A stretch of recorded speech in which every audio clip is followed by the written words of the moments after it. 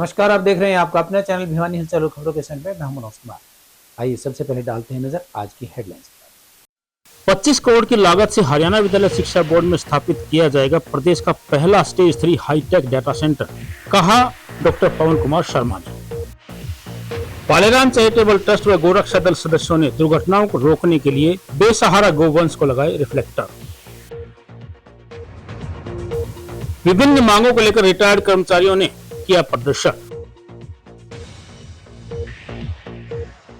बाबा जहांगीर आश्रम में होने वाले वार्षिक भंडारे के लिए अंतर्राष्ट्रीय श्री महंत ने किया भट्टी पूजा। महाराजा सूरसैनी जयंती पर युवाओं व प्रतिभाओं का होगा महासंगम, कहा भूप सिंह सैनी ने। और अब खबरें विस्तार से। हरियाणा लोक सेवा आयोग और हरियाणा कर्मचारी चयन आयोग जैसी उच्च स्तरीय प्रतियोगी परीक्षाएं आयोजित करने के लिए हरियाणा विद्यालय शिक्षा बोर्ड जल्द ही सक्षम हो जाएगा। इसके लिए बोर्ड को 25 करोड़ की लागत से स्टेज 3 हाईटेक डाटा सेंटर के निर्माण की मंजूरी मिल गई है। शिक्षा बोर्ड के अध्यक्ष डॉक्टर पवन कुमार ने बताया कि यह डाटा सेंटर प्रदेश का पहला सरकारी स्तर का स्टेज 3 डाटा सेंटर होगा। डाटा सेंटर बनने के लिए बोर्ड की कार्यक्षमता में व्यापक विस्तार होगा। वहीं उन्होंने बताया कि डाटा सेंटर बनने के बाद बोर्ड की ओर से आयोजित किसी भी परीक्षा के परिणामों में अनावश्यक देरी नहीं होगी। हरियाणा विद्यालय शिक्षा बोर्ड के अध्यक्ष डॉक्टर पवन कुमार शर्मा ने दावा किया कि सरकारी स्तर के स्टेज 3 डाटा सेंटर के लिए टेंडर प्रक्रिया शुरू की जाएगी। डाटा सेंटर स्थापित होने के बाद इसमें देश भर से जुड़े शिक्षा और स्वास्थ्य क्षेत्र के नवीनतम और सुरक्षित डाटा का भंडारण किया जा सकेगा। उन्होंने कहा कि अब तक बोर्ड केवल 10वीं व 12वीं और अध्यापक पात्रता परीक्षा कराने तक ही सीमित था। डाटा सेंटर बनने के बाद बोर्ड की कार्यक्षमता में व्यापक विस्तार होगा। उन्होंने बताया कि डाटा सेंटर की मंजूरी हाल ही में चंडीगढ़ में हुई निदेशक मंडल की बैठक में दी गई है। उन्होंने बताया कि डाटा सेंटर बनने के बाद बोर्ड की ओर से आयोजित किसी भी परीक्षा के परिणामों में अनावश्यक देरी नहीं होगी। डाटा सेंटर के लिए आवश्यक संसाधन बोर्ड स्वयं जुटाएगा और निर्माण पर आने वाला पूरा खर्च भी बोर्ड की तरफ से वहन किया जाएगा। बोर्ड अध्यक्ष ने बताया कि डाटा सेंटर के माध्यम से बोर्ड अपनी वेबसाइट के हैक होने की घटनाओं पर भी प्रभावी नियंत्रण रख सकेगा। डाटा सेंटर बनने के बाद हरियाणा विद्यालय शिक्षा बोर्ड प्रदेश की उच्च स्तरीय प्रतियोगी परीक्षाएं आयोजित कराने में सक्षम होगा। इसमें अभी अभी हमारी बोर्ड ऑफ डायरेक्टर्स की मीटिंग हुई थी 25 नवंबर 2025 को।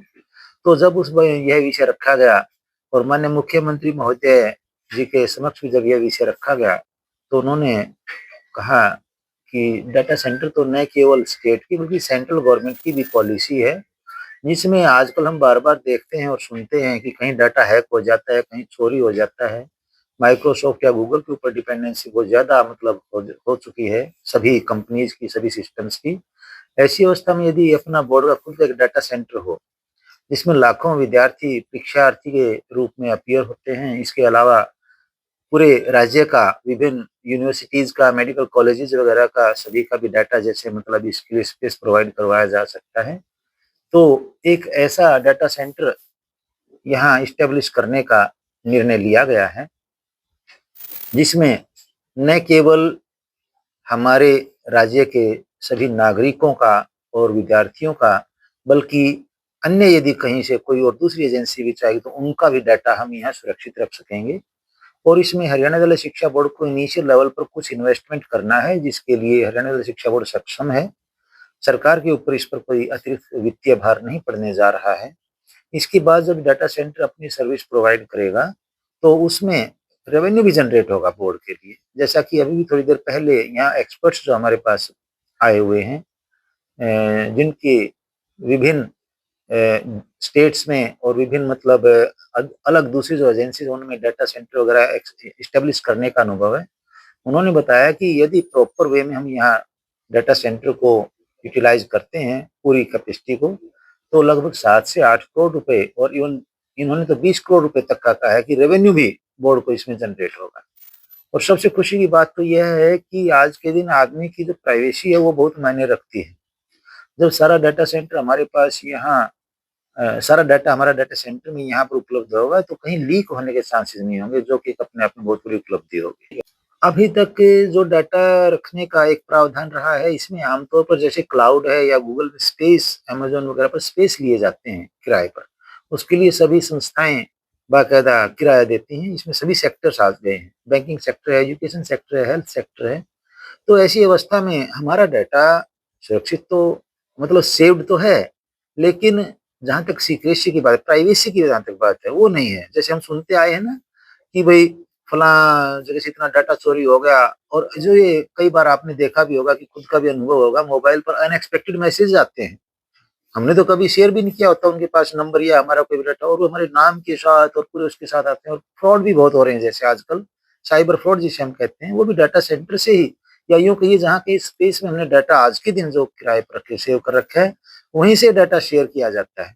मैं चोरी शब्द तो इसके लिए नहीं प्रयोग करूंगा, लेकिन ये वहीं से शेयर किया जाता है, चाहे वो मतलब कुछ पेमेंट दे के करते हो, चाहे कोई और उनका सोर्स हो। जब अपना खुद का डाटा सेंटर होगा तो इसमें इस प्रकार की कोई भी रिस्क फैक्टर कहीं नहीं रहेगा। और सबसे ज्यादा रिलीफ की बात यही है कि हरियाणा विद्यालय शिक्षा बोर्ड का अपना सारा डाटा ऑनलाइन होगा। सरकार द्वारा दिए गए जानवरों के प्रति दयालु बने के संदेश के तहत भिवानी शहर में एक सराहनीय पहल की शुरुआत की गई है। पालेराम चैरिटेबल ट्रस्ट और गोरक्षा दल भिवानी ने संयुक्त रूप से शहर में बेसहारा गोवंश को रेडियम रिफ्लेक्टर लगाने का विशेष अभियान चलाया। ट्रस्ट के प्रधान सुरेंद्र सब्रवाल और कुक्की परमार ने बताया कि इस अभियान का मुख्य उद्देश्य रात के अंधेरे और कोहरे के दौरान होने वाली सड़क दुर्घटनाओं में कमी लाना और गोवंश व वाहन चालकों के जीवन को सुरक्षित करना है। उन्होंने बताया कि गोरक्षा दल भिवानी के प्रधान संजय परमार के नेतृत्व में शहर के विभिन्न इलाकों में जाकर सड़कों पर विचरण कर रहे गोवंश के गले में रिफ्लेक्टर बेल्ट बांधी गई, ताकि रात्रि के समय होने वाली दुर्घटनाओं से बचा जा सके।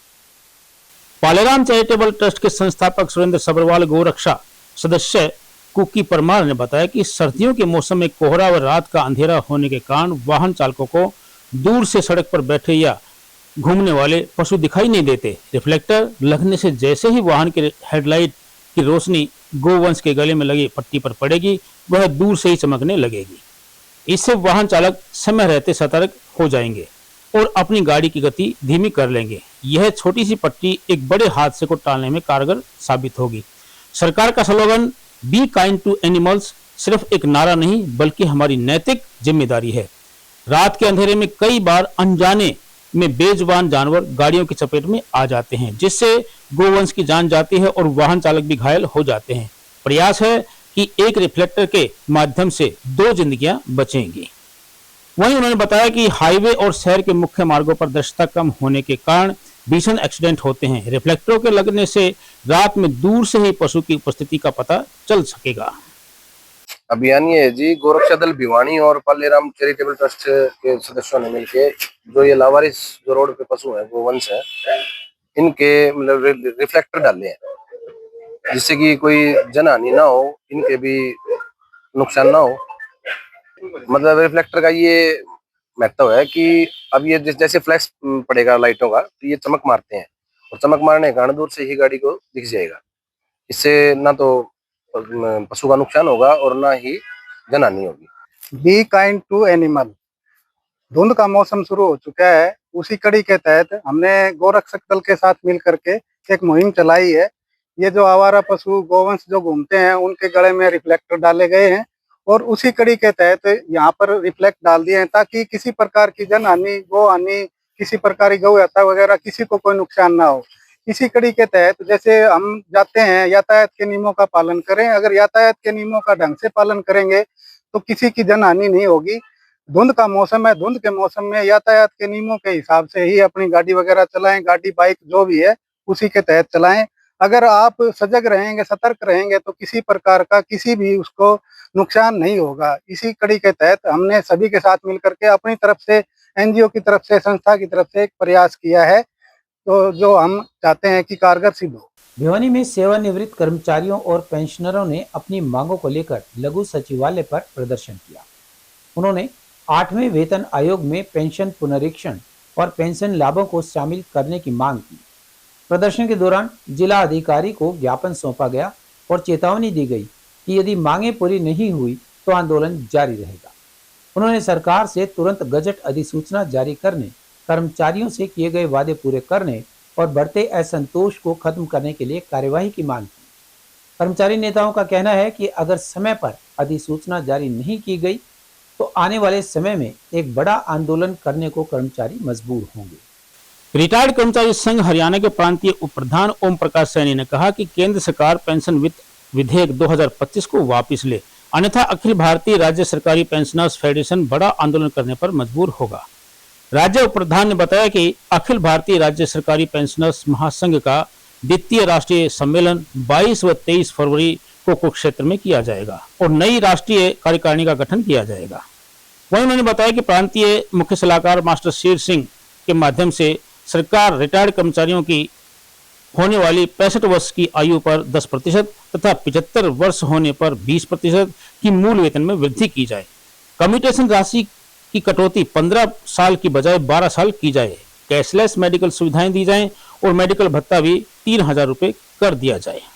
मैं नरेश शर्मा, जिला प्रधान रिटायर्ड कर्मचारी संघ हरियाणा भिवानी।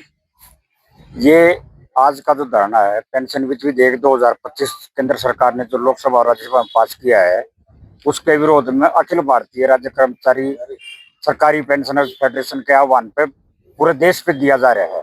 और हमारी जो राज्य कमेटी है वो राजधानी में राज्यपालों को देने जा रही है।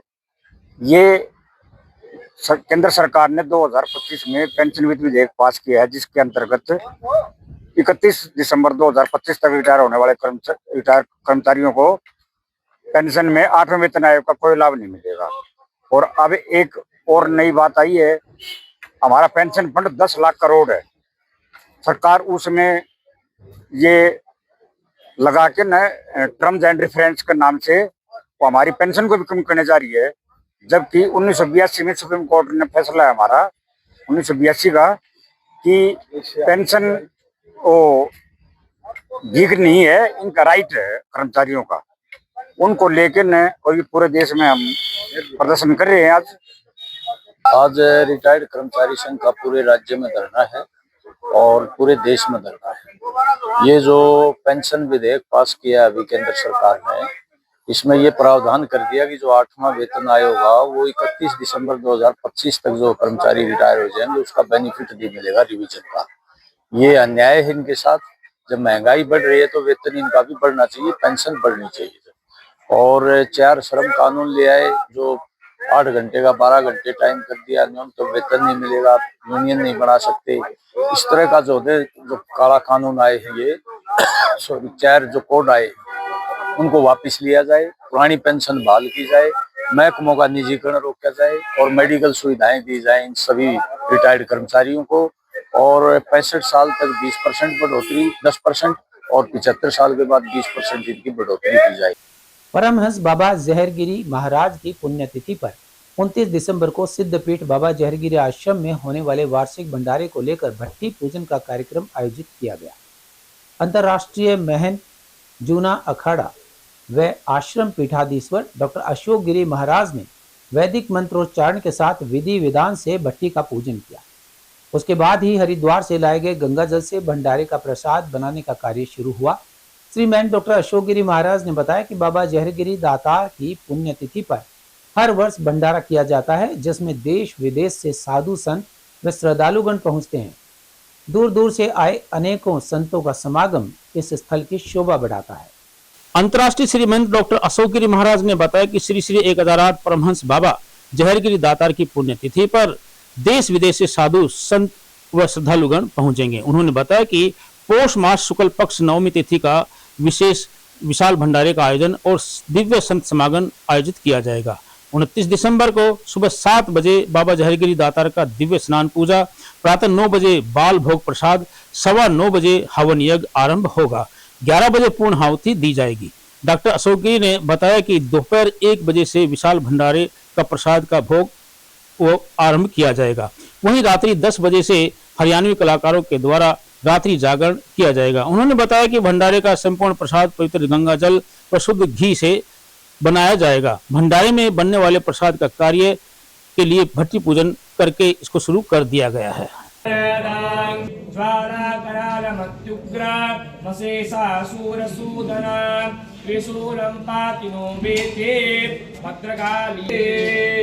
भगवत्यै नमो नमः।